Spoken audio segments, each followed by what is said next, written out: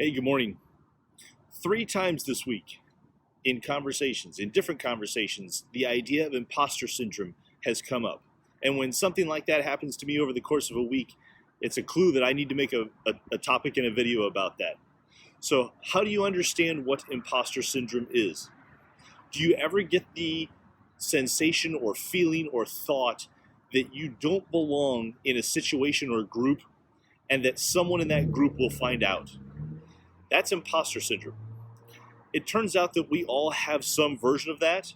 The term was actually coined in 1978 by 2 graduate students, Imes and Clancy.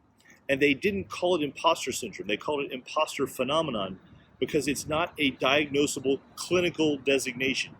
It isn't an actual syndrome, it's just an experience. We all have some version of that.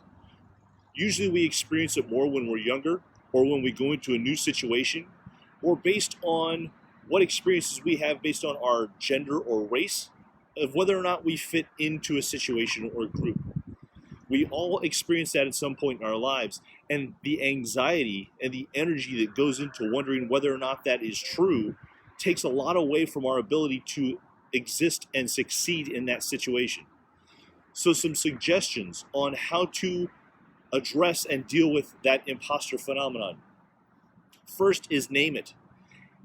I've said that in other videos before, but by observing yourself and being able to understand, I'm feeling like I don't fit in here, or I feel like I'm an imposter in this situation, naming it helps to be able to identify it and then address it. So anytime that you can say that out loud, I feel like I don't belong here, is that imposter phenomenon, helps. The second is to look at, do you have the ability to give yourself some grace and compassion? Make a list. Identify the strengths that you have and what you're bringing to a situation. The group itself doesn't experience you as an imposter.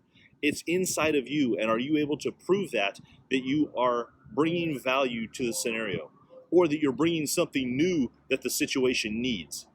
Make a list and an inventory of those assets and strengths. The third part is that there are structures set up in our systems that suppress and oppress based on age, gender, and race. And being able to identify where it's the structure that is creating that resistance instead of you helps also to lessen that imposter syndrome. It may not be you that's creating that stress. Finally, ask for help. Where is it that you are able to, in addition to identify it, ask for help in terms of being able to prove to yourself that it is not you that is in the imposter. The group wants to have you there, or if the group doesn't want you there, they need you there. And finally, are you able to take a break when your stress level gets so high and the pressure is up, to take a break and cool things down before going back into that situation again? For most of us, the longer that we're in a new setting and it isn't so new anymore, that imposter syndrome goes down. But pay attention. Where does that occur for you on a daily basis?